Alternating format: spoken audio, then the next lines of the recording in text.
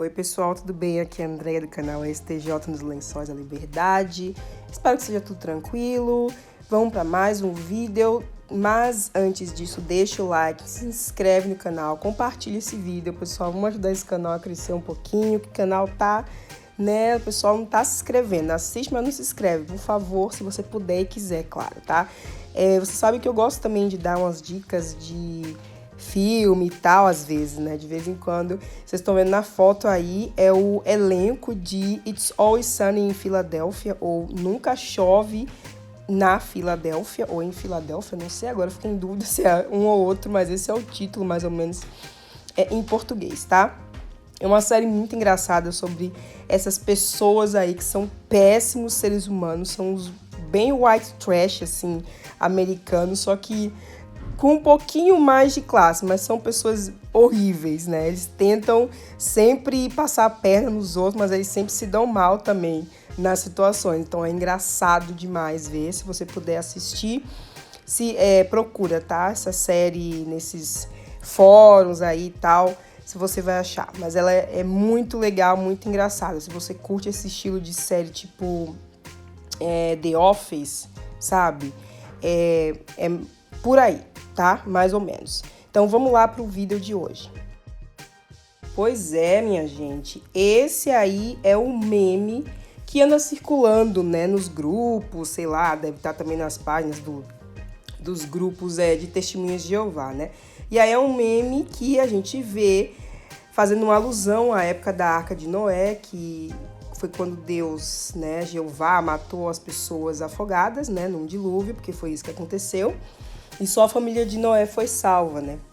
Então, eu quis começar com essa imagem, né? Esse vídeo que vocês já viram aí, qual é o tema, porque o medo, pessoal, é uma ferramenta muito importante dentro de uma seita como as Testemunhas de Jeová.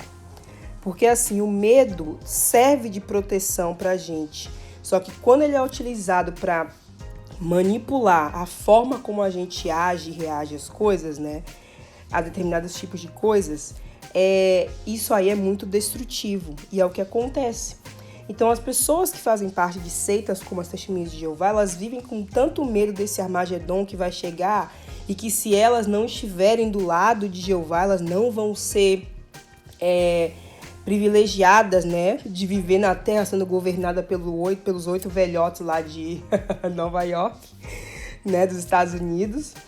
Mas enfim, né, ela não pode perder essa oportunidade, porque ela tem tanto medo de perder essa oportunidade que a pessoa acaba aceitando coisas absurdas, que é justamente o que está retratado na série do Oxygen. No Brasil, a série está sendo transmitida pelo canal A&E, né, o A&E, seria assim em português, como Segredos do Reino de Jeová. Mas essa série, na verdade, foi lançada, pessoal, há uns 2 anos atrás, tá? Ela é de 2020, se eu não me engano. E, enfim, o nome em inglês é somente The Witnesses, que seria só as testemunhas. Mas, enfim, eu acho muito legal que isso esteja aparecendo num canal fechado no Brasil. Espero que isso desperte o interesse de alguém do Brasil para, sei lá, fazer um documentário sobre a dimensão dos casos de coisas que envolvem crianças no Brasil, né? Porque a gente sabe muito dos Estados Unidos e tal, mas a gente não sabe o quanto tá a dimensão disso no Brasil. Mas então vamos ver, né? Talvez como está sendo transmitido dá para você, né, ter um pouco de esperança de que alguém, sei lá, vai se interessar. Mas enfim, o medo é uma ferramenta poderosa. O medo faz com que pessoas aceitem coisas absurdas que elas não aceitariam dentro de condições normais. E aí a gente vai ver algumas histórias, né? E falar um pouco mais sobre esse documentário. Então, pessoal, esse documentário aí, ele foi feito, né, vamos dizer assim, pelo repórter Trey Bundy. Eu já tinha ouvido falar do Trey Bundy, tinha um vídeo do Anthony Morris, eu não sei o que aconteceu com esse vídeo, não procurei, mas não consegui achar. é que ele vai atrás do Tony Morris, ele encontra com o Tony Morris na rua e vai atrás perguntando a ele sobre a questão dos abusos, e o Tony Morris foge dele, né? Como sempre, todo covarde faz é fugir ao invés de enfrentar, né? Porque sabe que tá errado. Mas enfim, o Trey Bundy ele vai atrás de vítimas, né, de abuso sexo infantil, né? A gente já sabe aí dessas palavras, então eu vou falar aquele negócio com crianças e tal. E como a organização protege, né, as pessoas que praticam esse tipo de coisa e às vezes ainda punem as vítimas, sabe? Vamos explicar isso daqui a pouco, né? Como é que pode punir a vítima de uma coisa tão monstruosa, mas acontece lá dentro, tá? Então, gente, o Trey Bundy, ele recebeu um pacote, né, de documentos, e ali dentro daquele pacote de documentos tinha um negócio, né, um protocolo de como agir em caso, né, de coisas que envolviam crianças, né, de como é que eles deveriam agir. Ele ficou chocado, né, com o que ele encontrou.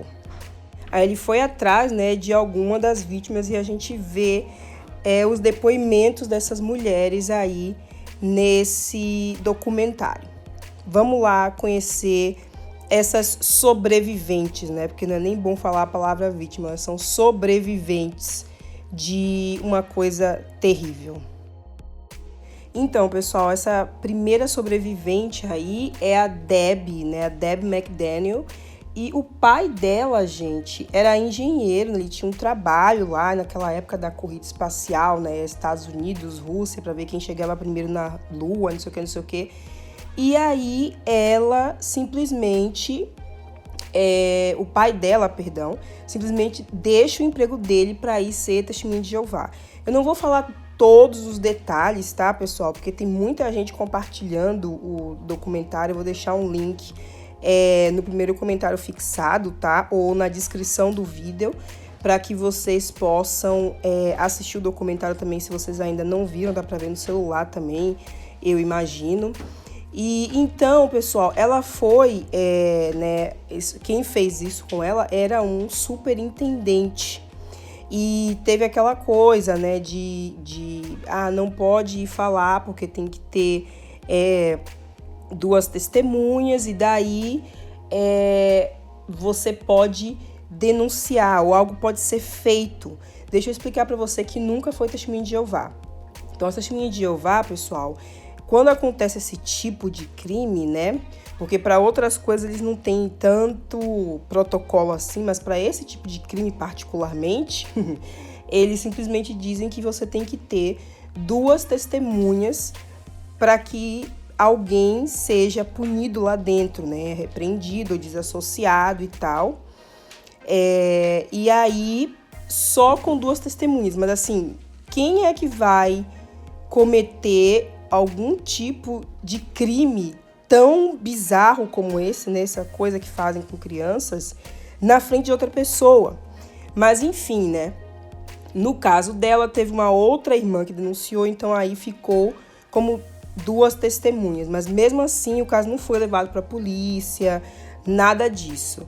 E ela ficou, né, assim, obviamente traumatizada, como vão ser o caso de todas as vítimas aqui, sendo que cada uma vai ter um pouco uma reação diferente da outra, mas no fim todas traumatizadas por passarem por esse tipo de coisa, né? E depois, porque primeiro elas sofrem o trauma do abuso e depois elas são revitimizadas, né? Pela organização que deveria acolher e proteger as vítimas. Então a gente tem também aí a Dolores, né? E ela conta que a filha dela ainda é testemunha de Jeová e que por isso também que ela tá contando a história dela. Ela foi, né? Ela sofreu isso, né? Nas mãos de um ancião e ela conta, né? Que ela acha assim absurdo que, por exemplo, as famílias não são avisadas. Eu vou tentar focar aqui, gente, rapidinho, deixa eu só explicar mais no que as pessoas, né, do que essas vítimas falaram com respeito as regras, né, no que poderia ser implementado para poder melhorar essa questão, porque assim, em qualquer lugar pode ter pessoas que fazem essas coisas, mas como isso é tratado, como isso é lidado lá dentro, é o que realmente vai fazer a diferença, não é? Mas então, continuando, ela fala, por exemplo, que nas congregações, quando tem uma pessoa, né, que já fez isso com crianças, as famílias não são avisadas, famílias que têm crianças não são avisadas. Olha, esse irmão aí, por favor, tome cuidado, não deixe seu filho sozinho com ele. Não existe esse aviso, né, ali dentro. E, infelizmente, né, ela fala que quando ela passou por isso, ela teve que ir a uma comissão judicativa e que a pessoa que tinha feito isso com ela estava lá, né? E que foram feitas muitas perguntas íntimas. Isso é uma outra coisa que as outras, né, sobreviventes vão falar também. E realmente, pessoal, é uma coisa absurda que eles perguntem coisas tão íntimas para uma pessoa que já sofreu algo tão traumático, né? De novo, você vai lá e revitimiza a pessoa. E é uma coisa contra a lei, inclusive, né? É contra a lei porque você não pode formar tribunais paralelos no Brasil, mas infelizmente isso acontece porque é uma jurisdição dentro, né, das testemunhas de Jeová. Então elas fazem esse tipo de coisa mesmo que seja contra a lei do nosso país, né? Mas assim, gente, é isso que ela falou aqui. Isso que a Delores falou, né, vai ser enfatizado, porque essa coisa das duas testemunhas também, que isso é uma forma bizarra de você proteger, né, pessoas que são, que cometem esse tipo de coisa com crianças, e a própria questão de eles também coletarem os dados, né, eles pegam todas as informações sobre o caso que aconteceu ali. Uma outra coisa também, pessoal, que são 3 pontos aqui que eu acho que ficou mais assim, que é o que é absurdo, né, em todos esses casos aí, porque isso vai acontecer em todos os casos, basicamente, é a coisa da regra das duas testemunhas, o fato de que as testemunhas de Jeová, né, na congregação, eles coletam os dados, porque assim, pessoal, se você é testemunha de Jeová, eles têm todas as informações lá. Se você já foi repreendido, se você já foi desassociado, quanto tempo, né, quando você se batizou, quantas horas por mês, se você regular, se você já ficou inativo, ou já, entendeu? Tem tudo lá. A gente tem sempre que entregar o relatório de horas, etc, etc. Então, nos casos de coisas que envolvem crianças, isso acontece também. Eles têm um relatório, eles fazem um relatório minucioso, né, sobre aquilo, sobre o que a pessoa está relatando ali.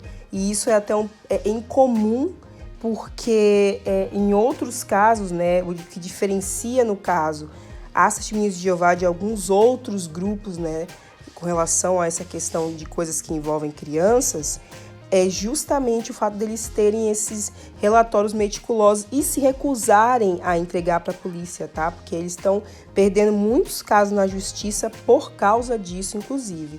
E tem também uma outra coisa que eles dizem, né? Deixa o assunto nas mãos de Jeová, que é o que vai acontecer aqui também nesses casos, e aí eu vou apontando para vocês. E a próxima pessoa que a gente tem é a Sarah, pessoal. Sarah Brooks. Ela sofreu esse negócio, né, por meio, né, da mão de um irmão junto com a cunhada dela. Sim, a cunhada, a mulher que era casada com o irmão dela, fez isso com ela, tá? Junto com outro cara.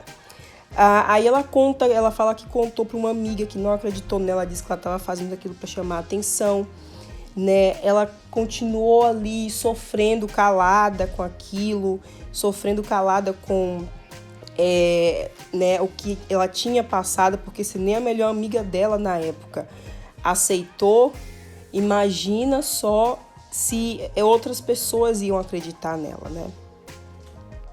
Daí a Sara, ela continua na organização, ela chega ao ponto de se batizar, falando assim, nossa, talvez o batismo me ajude, né? Talvez o batismo vá né, me limpar dessa sujeira, porque ela se sentia, né, suja, ou seja, ela era vítima, e isso acontece com muitas vítimas, né?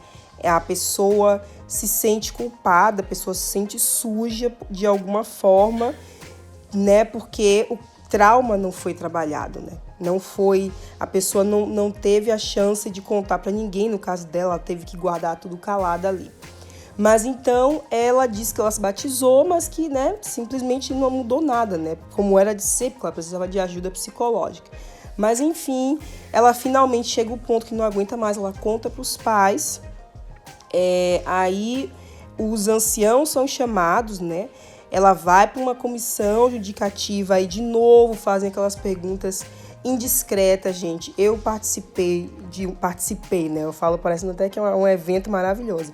Eu fui, né, intimada numa comissão judicativa e assim, foi uma das experiências mais traumáticas da minha vida, gente, porque as perguntas que eles fazem são bizarras, né? No meu caso não foi por causa disso, foi porque, né, enfim, né, por outras coisas. Mas quando acontece esses casos, as vítimas são chamadas, né? Eu esqueci de explicar esse ponto, porque eles consideram isso aí como um pecado, não como um crime. Então eles precisam saber se de alguma forma, né, as vítimas não, sei lá, né, gostaram, porque, enfim, né, eles fazem esse tipo de pergunta, porque se houve alguma indicação de que você, né, de alguma forma desfrutou daquilo, o que não tem nada a ver uma coisa com a outra, tá? Porque a pessoa até mesmo uma pessoa pode ficar excitada, mesmo numa situação dessa, porque às vezes é uma resposta apenas biológica, mas isso não quer dizer que não aconteceu o crime, entendeu? Mas enfim, né, vai explicar isso para aqueles 8 velhotes que dão essas instruções escrotas. Mas enfim, aí ela foi para essa comissão judicativa e simplesmente ela foi desincentivada a procurar a polícia para não vituperar o nome de Jeová. Essa é uma coisa que eu cresci ouvindo, não trazer vitupério sobre o nome de Jeová, né? Ou seja, é melhor abafar tudo do que resolver as coisas, porque o nome de Jeová não pode ser associado com nada sujo. Mas, enfim, ela foi repreendida, tá? Ela não foi desassociada. Veja bem, ela era a vítima e ela foi repreendida, né? Quando você é repreendido lá dentro, você passa por uma comissão judicativa, mas você se arrependeu do que você fez. E aí eles dão um anúncio, né? Fulano de tal passou por uma comissão judicativa e foi repreendido. Então você imagina numa comunidade pequena, né? Porque eles são um grupo fechado no sentido de você só deve ter amizade com pessoas ali de dentro, tudo seu deve se resumir àquele universo das testemunhas de Jeová, sua vida tem que girar em torno daquilo. Então imagina o impacto que não causa ouvir, né, que fulaninho fez alguma coisa errada, porque só passa por uma comissão judicativa quem faz alguma coisa errada. Aí ela começa simplesmente diz, olha, eu não quero ir para a reunião, e porque, né, todo mundo tá falando de mim, todo mundo tá cochichando quando eu entro no salão e tal. Mas aí os pais deixaram por um tempo, mas depois os anciãos disseram, não, ela tem que vir para a reunião. Ou seja, eles simplesmente revitimizaram essa menina de várias formas. Ela se recusou a ir para as reuniões, os pais disseram, então tá, pegue suas coisas e saia de casa. Ela teve que sair de casa porque não queria ir para as reuniões. Então, minha gente, olha o nível, né, dessa organização. Pois é, ela ainda tenta depois, passa um tempo, ela se envolve, né, com drogas e tal, porque, né, para lidar com o trauma. E aí depois ela tenta voltar pro salão, depois ela vai fazer terapia, né, terapia em grupo, se eu não me engano. E aí, quando ela conta o que aconteceu com ela, que a terapeuta diz, nossa, mas você sofreu um abuso. Você tem consciência de que você sofreu isso? E ela nem tinha entendido que ela tinha sofrido que ela tinha sofrido aquilo que fazem com crianças, né? ela não tinha noção. E isso é uma coisa que acontece lá dentro, porque, de novo, a coisa toda é tratada como um pecado. E no caso da Sarah, ficou ainda mais escancarado, né? Porque ela também foi punida, porque como o que aconteceu pelo curso de 1 ano, né? Eles disseram, você participou de tudo por 1 ano e ficou calada, né? Ou seja, são pessoas que realmente, né? Porque os anciãos não têm nenhum tipo de treinamento para lidar com esse tipo de situação. Se para um policial, um psicólogo, já é difícil lidar com uma vítima disso, imagina para uma pessoa sem nenhum preparo, gente, sem nenhum tipo de preparo. Às vezes tem ancião que malmente terminou, sei lá, o 2º grau, e não estou aqui humilhando ninguém, tá? Mas eu quero dizer, para você dar esse tipo de suporte para a pessoa, você tem que ter algum tipo de preparo para isso. E eles não têm nenhum, né? A única instrução para eles é proteger a organização, e eles fazem isso de maneira cega, né? Porque você tá ali dentro, você então acredita que aquilo é a verdade, e como aquilo é a verdade, você tem que fazer de tudo para proteger aquilo, né? Mesmo que seja proteger pessoas que causam danos, como causou, né, na vida dessas mulheres aqui, né? E no caso da Sarah, foi assim bem bizarro, porque também todos são bizarros, tá? Mas no caso dela também envolvia a própria cunhada, imagina só, né? A pessoa que é casada com seu irmão. E não contaram, o irmão dela só veio saber disso muitos anos depois, tá? Disseram só que a mulher dele tinha sido infiel e ela foi desassociada, mas ele não sabia que tinha sido por fazer isso com a irmã dela. Então imagina, né? E a última que nós temos é a Chessa, né?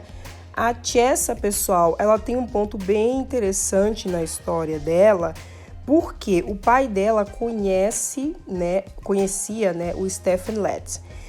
O Stephen Lett é um dos membros do corpo governante, que é o pessoal que toma as decisões dentro da organização. Mas então, o pai dela foi lá comprar esse carro com o Stephen Lett. O Stephen Lett deu testemunho e introduziu ele para a verdade. Aí foi, né, a Chessa, a família dela toda se tornou testemunha de Jeová e tal. E, infelizmente, com a Chessa também aconteceu o que aconteceu com as outras 3 mulheres que a gente viu anteriormente nesse vídeo, né? Ela também sofreu abuso, né, por meio das mãos do filho de um ancião. Nossa, ficou longa essa frase, desculpa, gente. Ela sofreu também isso, foi o filho de um ancião, ela foi dormir na casa de um ancião, acho que com amiga, se não me engano, me corrija nos comentários se eu estiver errada. E ela, quando ela estava dormindo, o menino foi lá e fez isso com ela. Mas enfim, né, ela contou, o pai dela chegou aí para a polícia, tá? Foi no médico, fizeram o exame na menina, mas ele acabou retirando a queixa, porque os anciãos, né, começaram a pressionar o pai dela para retirar a queixa. Aí ele vai lá, escreve uma carta pro Stephen Lett, já que ele conhece o cara, né, contando, olha, aconteceu isso e isso, eu acho que talvez a gente precise de normas, né, de mudanças nessas normas, porque é só isso que as pessoas estão pedindo, que mudem essas regras, né, para fazer alguma coisa. Mas se mudar as regras, eles vão admitir que eles estão errados, né, que eles estavam errados antes, então eles não podem fazer isso. Mas enfim, e eles até fazem algumas sugestões, né, por exemplo, que essa segunda testemunha pode ser, sei lá, um policial ou um psiquiatra, um médico que examinou a pessoa, que sabe realmente lidar e identificar se houve ou não, né, abuso. E aí ele faz essas sugestões que seriam boas, né? Só que a gente sabe que lá dentro pessoas do mundo não servem como testemunhas, porque são mundanos, são pessoas que estão nas mãos de Satanás. Então só outras testemunhas de Jeová é que servem também, né? Como testemunhas. E aí ela conta, né, que a família dela ficou, né, abalada com o que aconteceu. O pai escreveu para o Stephen Lett e o Stephen Lett só respondeu dizendo: nossa, eu fico feliz, né? Porque o pai da Chessa, gente, eu esqueci uma coisa aqui, ele escreve que mesmo, apesar de tudo, ela tá planejando para se batizar em breve. E aí o Stephen Lett responde para ele, né, pro pai da Chessa, dizendo: eu sinto muito pelo que aconteceu com a sua filha, mas eu fico feliz que você escolheu a forma correta de lidar com isso. Ou seja, né, você decidiu retirar a queixa, né, e que sua família cresce cada vez mais na espiritualidade, blá, blá, blá, blá, blá, e que você preferiu, né, proteger o nome de Jeová. Umas coisas assim. E isso resultou em quê, né? O pai da Chessa se afundou no alcoolismo, a família inteira ficou com depressão, né? Depois disso, porque você imagina, você tá na religião, que é a religião verdadeira, é a que vai te conduzir para a vida eterna, e sabe? Mas, ao mesmo tempo, protege uma pessoa que fez uma coisa tão terrível, né? Com a sua filha. Então, essas são as histórias, pessoal. Como eu falei, eu vou deixar o link, né, para vocês assistirem o documentário, caso vocês não tenham TV a cabo, nem onde assistir, sei lá. Enfim, né, mas se você procurar aí pela internet também, com certeza você vai achar, se o que eu colocar aqui não estiver funcionando. Espero que ainda esteja funcionando. Mas então, pessoal, é isso, né? A organização, a cúpula da organização sabe do que está acontecendo, né, no caso de como essas crianças são vítimas, né? São sobreviventes, mas primeiro elas se tornaram vítimas, né? Mas elas conseguiram sair, elas conseguiram sobreviver, né? A tudo isso que aconteceu, porque é um negócio muito pesado. E imaginar ainda que a comunidade que deveria proteger você simplesmente vai lá e vira as costas para você, né? Vira as costas para você e não tenta nem te dar um consolo, porque assim, tem situações, gente, desses negócios aí que acontece, que a pessoa que foi vítima, ela tem que ainda ver a pessoa que fez isso com ela na congregação, sabe? No salão, no mesmo lugar que a pessoa. Então você imagina o trauma que isso não deve ser, né? E em alguns casos desses aqui, as pessoas, né, que fizeram isso continuaram sendo anciãos e tudo mais, né? Ou seja, eles realmente se preocupam em proteger a pessoa que fez isso e não a pessoa que sofreu o trauma. Mas é isso, pessoal. Um beijo, muito obrigada por assistirem. Não se esqueçam, deixa o like, se inscreve no canal. Um beijo e até o próximo vídeo. Tchau, tchau!